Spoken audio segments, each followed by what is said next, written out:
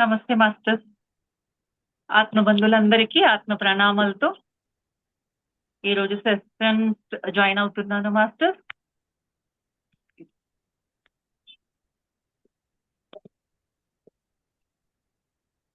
So ఈరోజు masters మనము అద్భుతమైన రోజు ఈరోజు అందరూ సెలబ్రేట్ చేసుకుంటున్నారు విమెన్స్ డే అని. యాక్చువల్లీ ఈ ఎనర్జీ గురించి చెప్పుకోవాలి అని నేను ఈ టాపిక్ ఎంచుకున్నాను అనమాట. విమెన్స్ డే అంటే ఏంటి ఈ సెలబ్రేషన్స్? ఇంతకు ముందు ఉండేది కాదు కదా. సో ఎంతవరకు అవసరం ఈ సెలబ్రేషన్? ఈ సెలబ్రేషన్ వెనక ఉండే సీక్రెట్ ఏంటి? సో ఎస్, అవసరమే. విమెన్స్ డే అంటే ఇక్కడ ఓన్లీ ఫీమేల్ బాడీని చూడకుండా మనం స్త్రీ శక్తిని చూద్దాం. మా స్త్రీ శక్తి ఈ యూనివర్స్ లో ఎలా పనిచేస్తుంది అనేది తెలుసుకుందాం.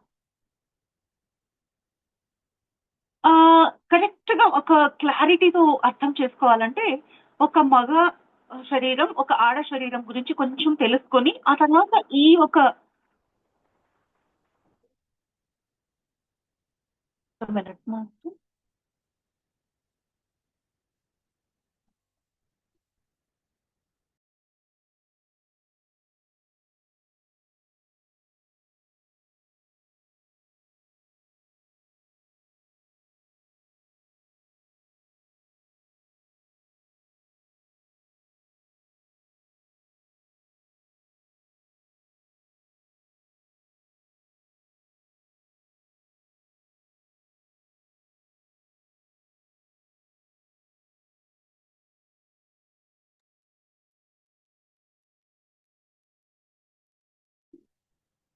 సో ఒక మగ శరీరం మరియు ఆడ శరీరం గురించి కొంచెం బేసిక్స్ తెలుసుకొని ఎలా ఈ శక్తులు పనిచేస్తాయని చూద్దాం మాస్టర్. ఒక సారీ డిస్టర్బెన్స్ గా ఉంది నా స్టాండ్. ఓకే, సో ఒక ఒక గర్భం ధరించాలంటే ఒక మగ శరీరం ఒక ఆడ శరీరం కావాలి. మగ శరీరంలో నుంచి ఒక వీర్యం మాత్రం వస్తే ఆ పని అయిపోయింది అక్కడ. అయితే ఆడ శరీరంలో ఆ వీర్యం 9 months గర్భధారణ చేసి ఆ 9 నెలల తర్వాత మరి బయటకు వచ్చిన తర్వాత దానికి పాలు తాగిపించి దాన్ని పోషణం చేయడము అదంతా ఒక స్త్రీ శరీరానికే స్త్రీ శక్తికే సాధ్యం. సో ఈ ఒక కాన్సెప్ట్ ని చూసుకున్నప్పుడు ఏ శక్తి ఎక్కువగా ఉండాలండి? కామన్ సెన్స్ యూజ్ చేద్దాం కదా. ఇప్పుడు నేను చెప్పిన ఒక ఎక్స్ప్లెనేషన్ లో కామన్ సెన్స్ యూజ్ చేస్తే మనకు ఈ స్త్రీ శక్తి ఎంత ఇంపార్టెంట్. 9 months అండి, 9 months ఫారెన్ బాడీ మన లోపల రావడం. ఒక చేతికి ఒక చిన్న ముళ్ళు గుచ్చుకుంటే మనం ఒక 5 minutes కూడా తట్టుకోలేమండి. అలాంటిది ఒక కంప్లీట్ ఒక బాడీని ఒక ఫ్యాక్టరీ లాగా డెవలప్ చేయడం జరుగుతుంది ఈ శరీరంలో. అలాగే ఈ స్త్రీ శక్తి ఏదైతే ఉందో క్రియేషన్ అయినప్పుడు యూనివర్సల్ క్రియేషన్ ఏదైతే అయిందో అప్పుడు ఒక కారణభూత పురుషుడు అక్కడ ఒక సంకల్పంతో సృష్టి సంకల్పంతో ఒక అణు మొదలాడనమాట. ఆ తర్వాత ఏదైతే క్రియేట్ అయిందో ఏదైతే సృష్టించబడిందో అదంతా గర్భంలో స్త్రీ గర్భంలో ఉంది. సో ఉండేదే స్త్రీ శక్తి. క్రియేషన్ ఇస్ స్త్రీ శక్తి. కంటిన్యూస్ గా గర్భధారణ జరిగి కంటిన్యూస్ గా అది ఎదుగుతూనే ఉంది. బికాజ్ 9 months ఈ ఫిజికల్ బాడీకి ప్రెగ్నెన్సీ 9 months అండి. క్రియేషన్ లో కంటిన్యూస్లీ ఒక గర్భధారణ కంటిన్యూస్లీ ఒక ప్రసవ జరుగుతూనే ఉంది. వేలాది క్రిమికీటలు దే ఆర్ బీయింగ్ బోర్న్. వేలాది జంతువులు, వేలాది మనుషులు, చెట్లు, మొక్కలు, కాయలు, గడ్డి, ఎవ్రీ సెకండ్ క్రియేషన్ హ్యాపెనింగ్. అదే సేమ్ సిచ్యువేషన్ ఒక స్త్రీ శరీరంలో జరుగుతూ ఉంటుంది. సో యూ కెన్ అండర్స్టాండ్ ఎలా అయితే ఒక స్త్రీ గర్భంలో ఒక భ్రూణం పెరిగే ముందు ఎన్నెన్ని కాంప్లికేషన్స్ వస్తాయో, ఆ తల్లి ఎలాంటి ఒక ఫేజెస్ లో పోతుందో, అంటే హార్మోనల్ చేంజెస్ జరుగుతాయి, మూడ్ చేంజెస్, మూడ్ స్వింగ్స్ అవుతాయి. అలా ఎప్పుడు ఆ బాడీలో, ఫిజికల్ బాడీలో చేంజెస్ అండి. Physical change, mental change, spiritual change and intellectual changes జరుగుతూనే ఉంటాయి. సిమిలర్లీ మన ఈ యూనివర్స్ లో కూడా ఎన్నెన్నో లోకాలు సృష్టించబడతాయి. అక్కడ డిఫరెంట్ ఎనర్జీస్ అలా చేంజెస్ జరుగుతూనే ఉంటుంది. Very much similar. ఇది నాకు ధ్యానంలో కనిపించిన ఒక విజన్ అండి ఇది. సో ఈ క్రియేషన్ మొత్తం ఒక గర్భం, ఆ గర్భంలో ఎలా అయితే ఒక చిన్న భ్రూణం పెరుగుతుందో, చేతులు, కాళ్ళు, ఆర్గన్స్ వస్తుంటాయి చూడండి, కిడ్నీ వస్తుంది, హార్ట్ వస్తుంది, లివర్ వస్తుంది, అది కంప్లీట్ అయ్యేదాకా అలా చేంజెస్ జరుగుతూ ఉంటాయి. అలాగే యూనివర్స్ లో కొత్త కొత్త నక్షత్రాలు వస్తాయి, కొత్త గ్యాలక్సీస్ క్రియేట్ అవుతూ ఉంటాయి. ఇదంతా ఒక శరీరం లోపల జరుగుతూ ఉంది. The whole creation is one entity. So మన మాతృత్వంతో, అంటే ఒక ప్రెగ్నెన్సీలో ఎలా అయితే మాతృత్వం పొంగిపోతా ఉంటుందో, యూనివర్స్ లో ఉండేదే మాతృత్వం అండి. యూనివర్స్ లో ఉండేదే love energy, creation energy. Love ఉంటేనే క్రియేషన్. సో మన కంప్లీట్, మన భూమి మాత్రమే కాదు, యూనివర్స్ లో ఏ లోకానికి వెళ్ళినా అక్కడ ఉండేదే లవ్ ఎనర్జీ. సో స్త్రీ తత్వానికి లవ్ ఎనర్జీకి ఏంటి కాంబినేషన్ అంటే, కొన్ని క్వాలిటీస్ ఆఫ్ ఈ తత్వం అండి. పోషించడం, ఒక దాన్ని ఏమంటారు, ప్రొటెక్ట్ చేయడం అండ్ నర్చరింగ్ చేయడం, అది ఒక స్త్రీ తత్వానికి సంబంధించిన క్వాలిటీస్. మగతత్వం రక్షణ చేస్తుంది. Is always like no back of the scene, రక్షణ. ఇది బాగా జరగాలి, ఈ ప్రాసెస్ సరిగ్గా జరగాలి అనేది చూసుకుంటూ ఉంటాడు అనమాట. So that is the creator part. మొత్తం యూనివర్స్ లో జరిగేదంతా ఈ స్త్రీ తత్వంతో జరుగుతూ ఉంటుంది. So what is love energy? స్త్రీ తత్వం ఎనర్జీ అంటే ఏంటి? ఎవరిలో ఉందండి? ఇక్కడ ఆడ మగ తేడా లేకుండా క్రియేషన్ లో ప్రతి జీవి, ప్రతి soul is carrying that love energy. So male body అయినా సరే, ఫీమేల్ బాడీ అయినా సరే.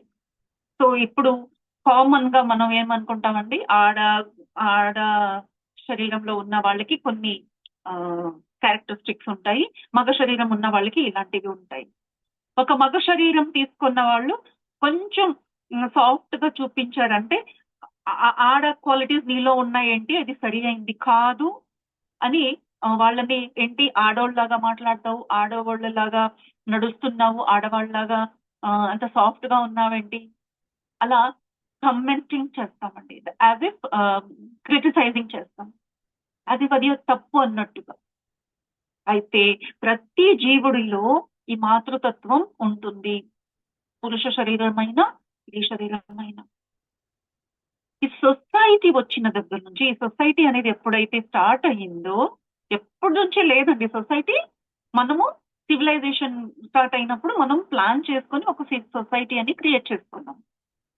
సో ఎప్పుడైతే ఈ సొసైటీ అనేది వచ్చిందో, ఒక ఆడ ఒక మగ, వీళ్ళకి ఇలాంటి క్వాలిటీస్ ఉంటాయి, వీళ్ళకి ఇలాంటి క్వాలిటీస్ ఉంటాయి, నువ్వు ఇల్లు చూసుకో, పిల్లల్ని చూసుకో, నేను బయటకు వెళ్ళి ఫైట్ చేసి, యుద్ధం చేసి, లేదా హంటింగ్ చేసి మిమ్మల్ని పోషిస్తాను. సో ఆ రోల్ ప్లే చేయడానికి ఒక మగతనం అనే ఒక పేరు పెట్టారండి. అప్పుడు వాళ్ళు ఫిజికల్లీ ఫిట్ గా చూపించడము, సాఫ్ట్ గా ఉండకుండా ఉండడము, అలాంటివి సొసైటీకి కావాల్సి వచ్చినప్పుడు అలా అప్పుడు మారడం జరిగింది. సో స్లోలీ ఇదే సత్యంగా మారిపోయి, ఒక మగవాడు ఇలా ఉండాలి, ఒక ఆడది ఇలా ఉండాలి అనేది ఇప్పుడు బెంచ్ మార్క్ లాగా అయిపోయింది. సో ఆడది ఆ స్త్రీతత్వాన్ని తగ్గించుకొని సొసైటీని ఫేస్ చేసుకుంటూ మగవాడిలాగా ప్రవర్తిస్తే వాళ్ళని మనం ఏమంటామండి, వెరీ గుడ్, భలే భలే, ఎంత స్ట్రాంగ్ అమ్మాయి, అసలు లొంగటం లేదు, అంత సాఫ్ట్ గా లేదు అని వాళ్ళకి ఇంకా పుష్టి ఇస్తాం అనమాట, కాంప్లిమెంట్ చేస్తాం. సో ఆడవాళ్ళు ఎలా తయారయ్యారంటే ఇప్పుడు ఫీమేల్ క్యారెక్టరిస్టిక్స్ ఏదైతే ఉన్నాయో దాన్ని వాల్యూ తగ్గించేసాం. ఎప్పుడైతే మనం ఆ వాల్యూని తగ్గించామో, ఆ మగవాళ్లలో ఆ క్వాలిటీస్ ఉంటే ఏంటి చిచ్చి ఆడవాళ్ళలాగా చేస్తామని ఆ అమ్మాయిలు మగవాడుగా చేస్తే వెరీ గుడ్ అనడము, అలా జరిగేసరికి చూడండి ఎలా మనము అబ్యూజింగ్ జరుగుతా ఉంది. అంటే ఆ స్త్రీ క్వాలిటీస్ ని దే ఆర్ లైక్ డిగ్రేడింగ్ చేస్తున్నాం. అలా చేస్తే యూనివర్స్ లో ఏం జరుగుతుందండి? ఉండేదే స్త్రీ తత్వం, ఉండేదే ఆ శక్తి, ప్రకృతిలో ఉండేదే స్త్రీ శక్తి. దాన్ని అబ్యూస్ చేస్తే ఆ ఆ ప్రాసెస్ లో ఇబ్బంది జరుగుతుంది. ఎలా జరుగుతా ఉందంటే ఇప్పుడు మనము ప్రాక్టికల్ గా భూమి పైన ఈ జనరేషన్ లో అది చూడగలుగుతున్నాం. This is very important subject అండి. ఈ కాన్సెప్ట్ ని ఇలా అర్థం చేసుకుంటే యాజ్ సూన్ యాజ్ పాసిబుల్ ఈ తరం కొంచెం అవేర్నెస్ లో రావాల్సిన సమయం వచ్చిందండి. ఏం జరుగుతా ఉందంటే పిల్లల్ని కనడం నాకు ఇష్టం లేదు, ఐ విల్ అడాప్ట్, అలా వచ్చేసారు. పెళ్ళిళ్ళు అవసరం లేదు, ఇంట్లో ఉండి ఆ ఇంటి ఒక అమ్మలాగా, పాతకాలం అమ్మలాగా ఉండడం ఇష్టం లేదు. అంటే ఒక అమ్మాయి ఒక మదర్లీగా ఇంట్లో ఉండడానికి ఇష్టపడటం లేదు. మదర్లీగా అందరినీ మదర్లీగా చూసేవారండి ఇంతకు ముందు. హస్బెండ్ ని కూడా ఒక చిన్న బిడ్డలాగా, యువర్ గ్రోన్ అప్ బేబీ అనేవారు. So they use to take care, because ఆ విమెన్స్ లో అది పాసిబిలిటీ ఉంది, వాళ్ళకి ఆ సామర్థ్యం ఉండేది. ముసలోళ్ళని కూడా అమ్మలా చూసుకునే వాళ్ళు, హస్బెండ్ ని కూడా ఒక అమ్మలా చూసుకున్నారు, పిల్లల్ని కూడా అమ్మలా చూసుకున్నారు, సొసైటీలో పక్కింటి వాళ్ళు అందరి ఫ్రెండ్స్ వాళ్ళందరినీ అమ్మలా చూసుకునేవాళ్ళు. But now it is not happening. So ఈ ఇంబ్యాలెన్స్ వచ్చేసరికి మగవాళ్ళు అయితే వాళ్ళని మనం బ్లేమ్ చేయలేం, కాబట్టి వాళ్ళు ఉన్నా వాళ్ళ దాన్ని చూపించరు. ఇక్కడ ఆడవాళ్ళు అది అస్సలు ఇష్టం పడటం లేదు, కాబట్టి వాళ్ళు కూడా గివప్ చేస్తున్నారు. సో ఫైనల్లీ ఏమైపోతా ఉందంటే ఆల్ ఇంబ్యాలెన్సెస్ హ్యాపెనింగ్. ఇప్పుడు fertility rate is coming down. Food ఒక వంతు రోల్ ప్లే చేస్తే ఎక్కువగా ఈ క్వాలిటీని మనం రెస్పెక్ట్ చేయకపోవడమే దీనికి కారణం అనేది నాకు ధ్యానంలో చూసుకున్నానండి.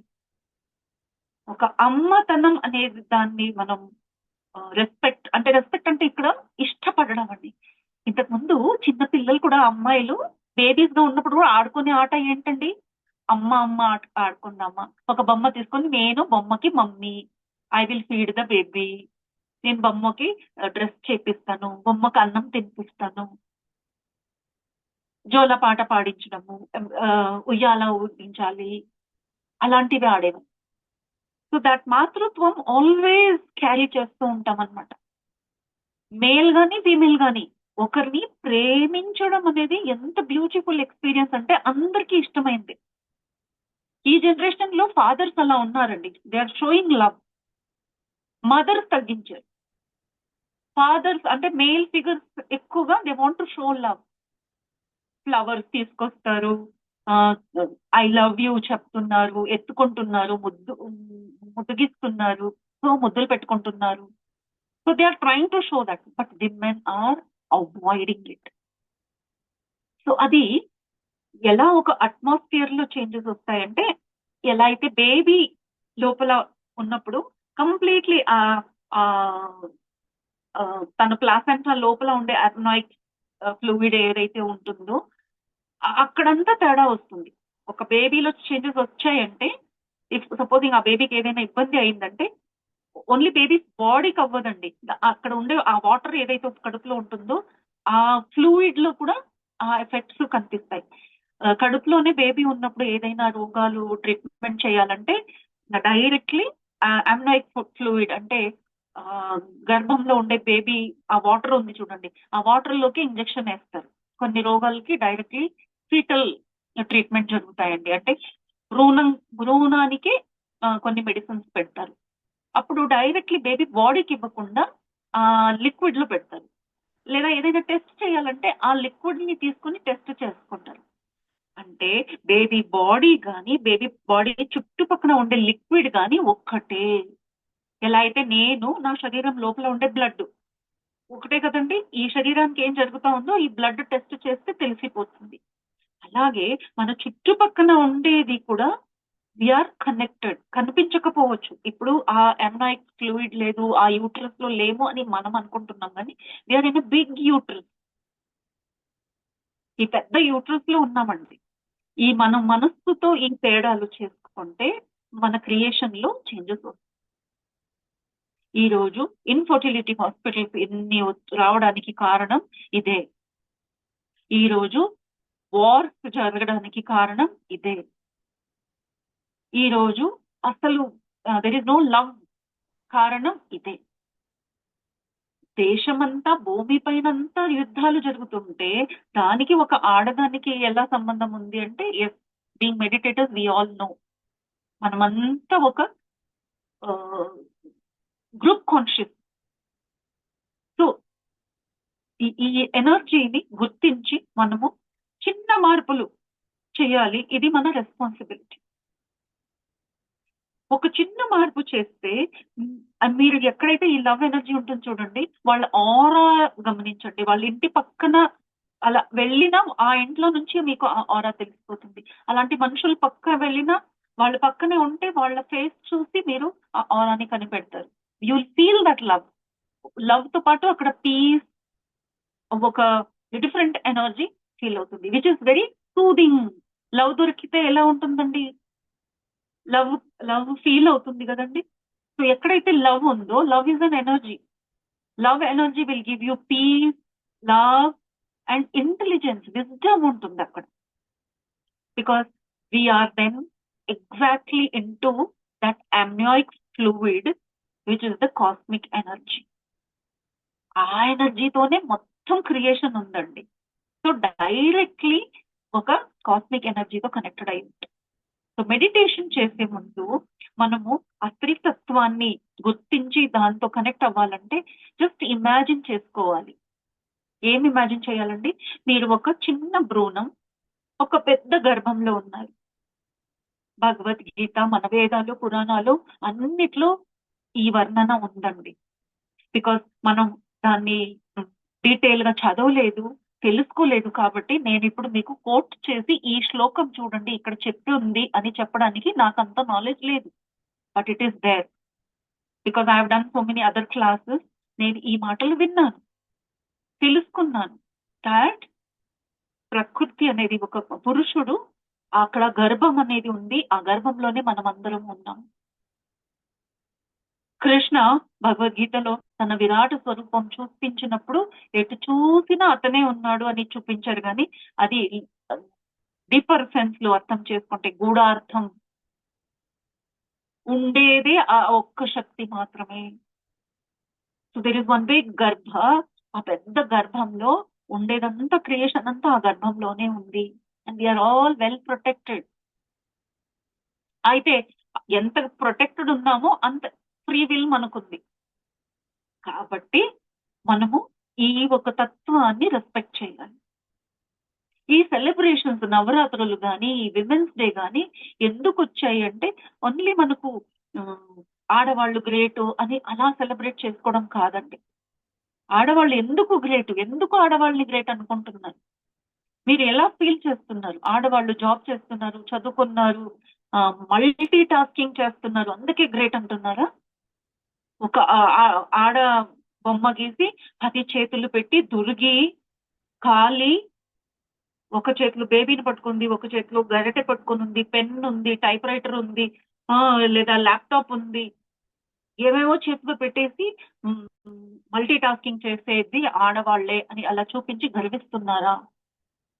యాక్చువల్లీ వీఆర్ అబ్యూజింగ్ ఆ ఎనర్జీని మనం అబ్యూజ్ చేసినట్టు. ఎలా అయితే ఒక బలిష్టమైన పురుషుడు ఉన్నాడు, ఒక వ్యక్తి ఉన్నాడు అనుకోండి, బలం ఉంది కాబట్టి ఆ మనిషి మీదే అన్ని భారాలు మోయాలా? ఆల్ లగేజ్ అంతా తన తలపైన పెట్టాలా? ఇది న్యాయమా? కాదు కదా. అలాగే ఇట్ ఈస్ పాసిబుల్, ఆడవాళ్ళు కానీ మగవాళ్ళు కానీ మల్టీ టాస్కింగ్ ఎవరైనా చేయొచ్చు. చేయకూడదు అనేది నేర్చుకోవాలి. మల్టీ టాస్కింగ్ ఒక గొప్ప విషయం కాదండి, అది అంత మిత్. ధ్యానం అంటే ఏంటండి? ధ్యానం ఎందుకు నేర్చుకుంటున్నాము? To have that peace, to have that clarity, to have that wisdom. ఏం జరుగుతా ఉంది మెడిటేషన్ చేసినప్పుడు?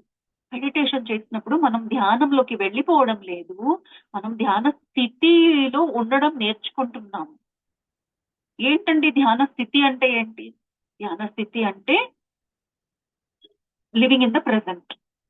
ఆ ప్రెసెంట్ టైంలో ఉండడం, పాస్ట్కి వెళ్ళకుండా ఫ్యూచర్కి వెళ్ళకుండా. మల్టీ టాస్కింగ్ ఏముంటుందండి?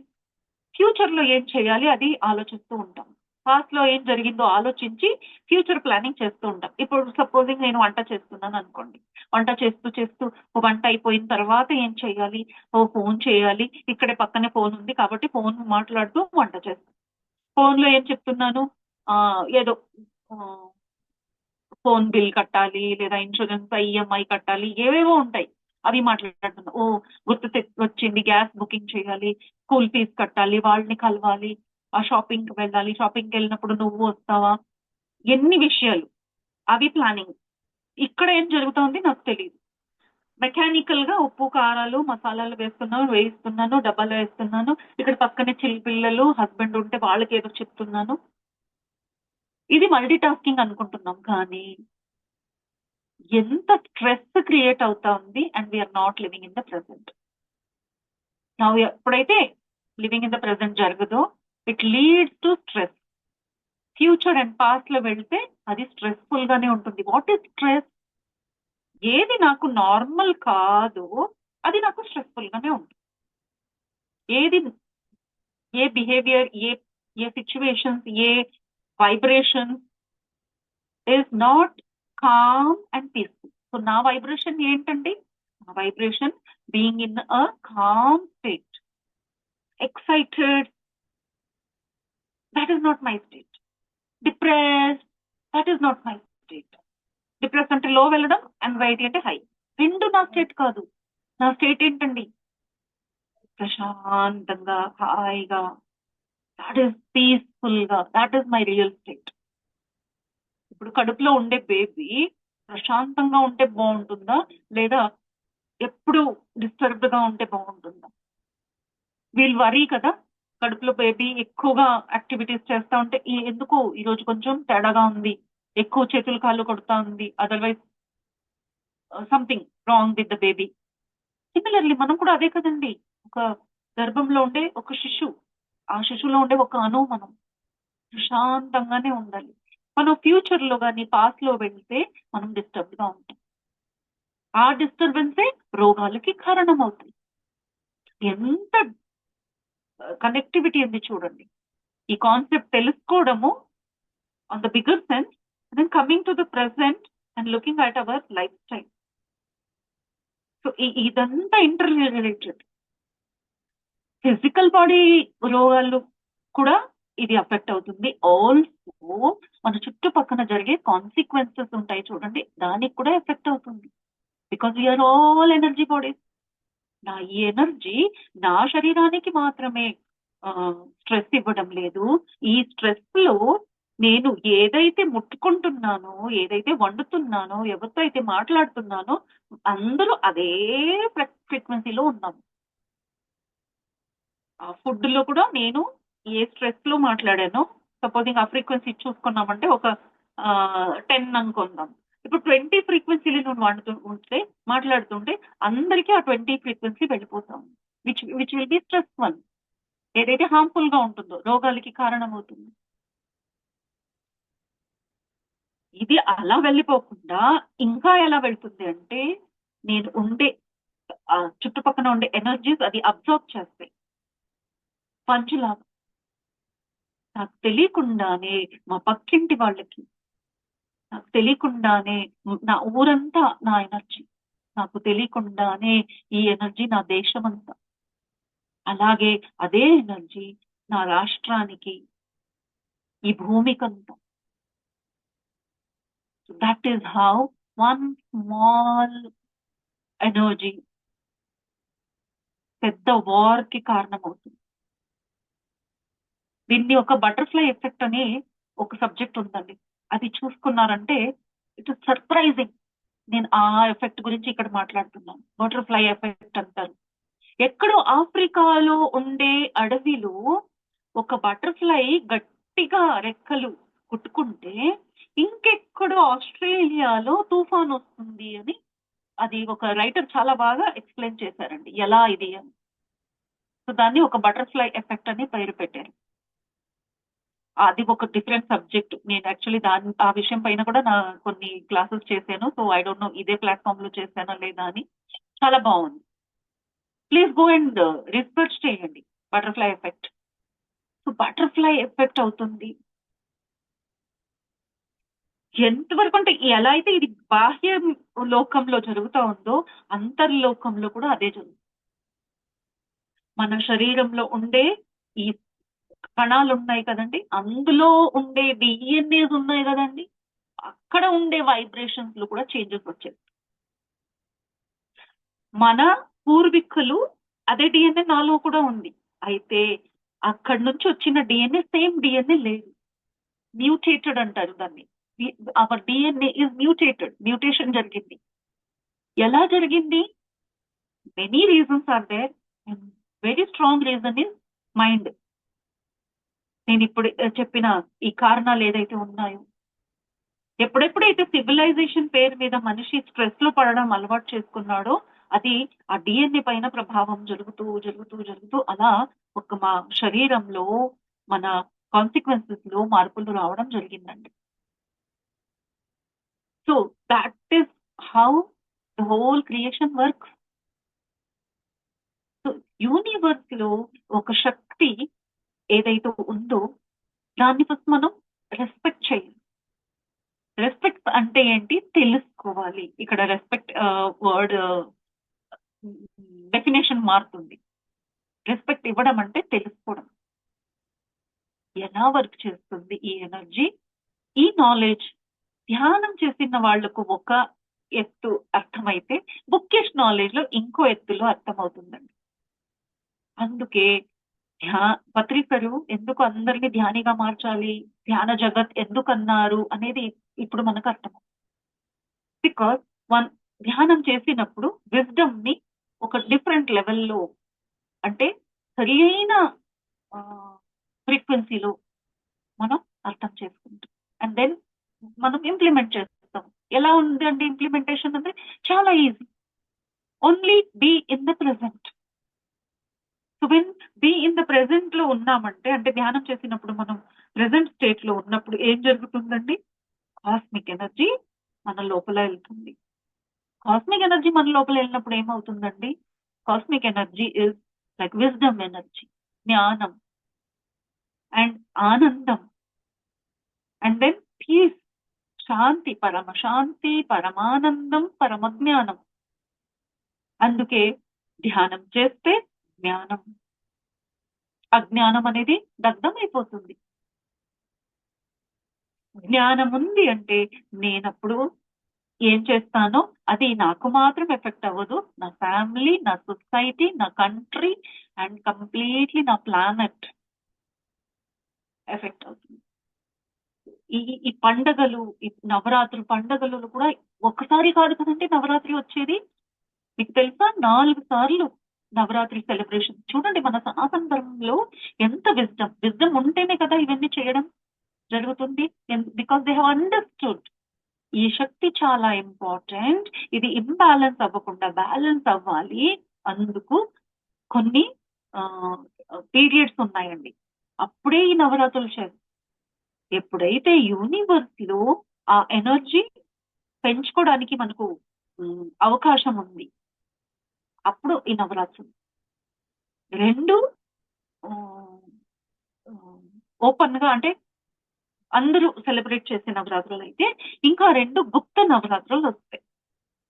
ఆడ మగ చూడకుండా అందరూ అమ్మవారి పూజ చేస్తారు. అప్పుడు ఆ అమ్మవారి శక్తిని కనెక్ట్ అవ్వడం అంటే ఆ స్త్రీ శక్తిని కనెక్ట్ అవ్వడం. ఆడవాళ్ళు మగవాళ్ళు అనేది ఉండదు.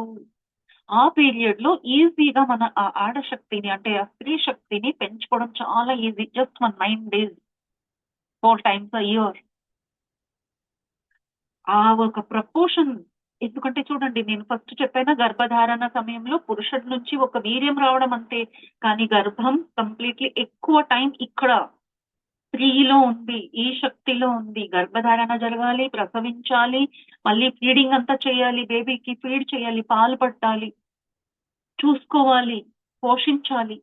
సో ఇక్కడ ఈ ఎనర్జీ చాలా చాలా అవసరం. సో అందుకే ఈ 4 times నవరాత్రి సెలబ్రేషన్ చేసి ఆడ మగ చూసుకోకుండా విధాలు ఉన్నాయి. సో కనెక్టింగ్ టు దట్ దేవి, అమ్మవారిని కనెక్ట్ చేసుకొని నువ్వే నేను అన్నట్టుగా అప్పుడు భావించి, ఎంతమంది అమ్మవారిలాగా ఎంత చక్కగా బొట్టు పెట్టుకుంటారు, చెవిగా కట్టుకుంటారు. టు ఎన్హాన్స్, ఈవెన్ మగవాళ్ళు కూడా అప్పుడు ఆ రెడ్ కలర్ వేసుకొని ఆ పళ్ళు లాగా శారీస్ కట్టుకొని చేతిలో గాజులు వేసుకొని పూజ చేస్తారు.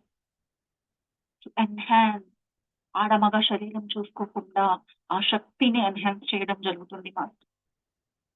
సో ఈ విజ్డమ్ ఎప్పుడు ఉంది.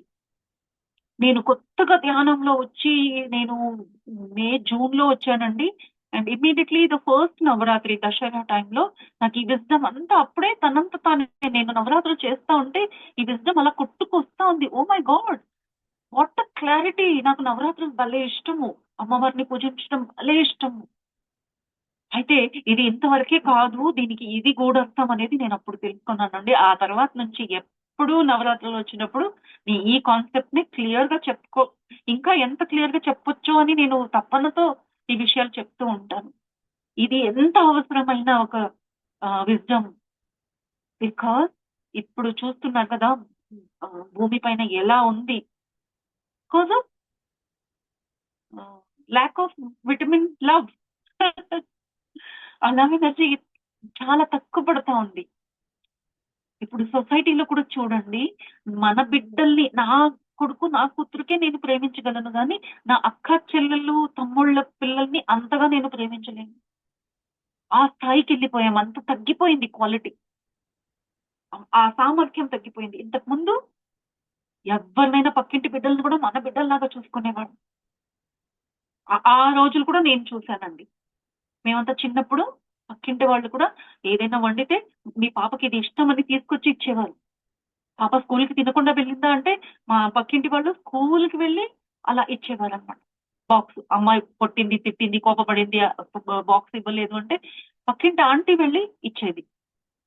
ఇప్పుడు ఆర్వి వరీడ్, ఊర్లో కూడా ఊరంతా ఒక బాబు ఒక తప్పు చేస్తే ఎవరో చూసినా వాడిని చెవు పుట్టుకొని ఇంటికి లాక్కొని వచ్చేవారు. ఏంటయ్యా అది చేస్తున్నావు అని వాళ్ళ అమ్మ ముందు తీసుకొచ్చి కేర్, లవ్, చూడండి మీ బాబు ఇలా చేశాడు అని చెప్పేవారు. Because they care. కంప్లైంట్ కాదు, మనమంతా కంప్లైంట్ గా చూసాం, కానీ అది కంప్లైంట్ కాదు. సొసైటీ లవ్, లవ్ చేసే విధానం అది. మా బాబు అక్కడ ఉన్నాడు అంటే మీ ఊరికి వస్తున్నాడు, అక్కడ తెలిసిన వాళ్ళు ఉంటే మా బాబుని చూసుకోండి. వాళ్ళు పండుగలకి ఇంటికి పిలవడం, వాళ్ళని బాగా చూసుకోవడం జరిగింది. ఇప్పుడు అలాంటి రిలేషన్స్ ఉన్నాయా అండి? చుట్టాలలో కూడా లేవు. అంటే కలియుగం అలా మాట్లాడకూడదండి. కలియుగం అండి అంత మారిపోయిందండి, నో. యుగం అప్పుడు కూడా అదే ఉందండి, ఇప్పుడు కూడా అదే యుగం ఉంది. ఎనర్జీ తగ్గింది, లవ్ ఎనర్జీ లేదు. ఆ స్త్రీ శక్తిని మనము ఫోటోలో, అమ్మవారి ఫోటోలో చూస్తున్నామే కానీ మనలో అది పెంచుకోవడం లేదు. సో మాస్టర్, ఈ రోజు మనము ఒక విమెన్స్ డే సందర్భంగా స్త్రీ శక్తి గురించి తెలుసుకోవడానికి ప్రయత్నించాము. నాకు తెలిసిన విషయాలు మీ అందరి ముందు పెట్టాను. మీ అందరికి ఎంతవరకు ఇది అంటే కనెక్ట్ అయింది అండ్ నమ్ముతున్నారు, షూర్లీ ఈ ఎనర్జీ గురించి అందరితో షేర్ చేయండి. Because very much required, especially meditators అండి. మెడిటేషన్ చేసినంత మాత్రాన సరిపోదు, మనం ఆ ఎనర్జీలో వెళ్ళిపోవాలి ఆల్వేస్. ఎందుకంటే నేను ఇక్కడ మెడిటేషన్ చేస్తే, నేనంటే ఇక్కడ మనం ఇక్కడ మెడిటేషన్ చేస్తే ఆ ఎనర్జీ మొత్తం స్ప్రెడ్ అవుతుంది. ధ్యాన జగత్ ఇక్కడ వెరీ మచ్ ఇంపార్టెంట్. మనందరి సంకల్పం ధ్యాన జగతే అయి ఉండాలి. ధ్యాన జగత్ అయింది అంటే ఈ విజ్డమ్ ఖచ్చితంగా వచ్చేస్తుంది ఈ యూనివర్స్ లో. It will like come to life. So thank you very much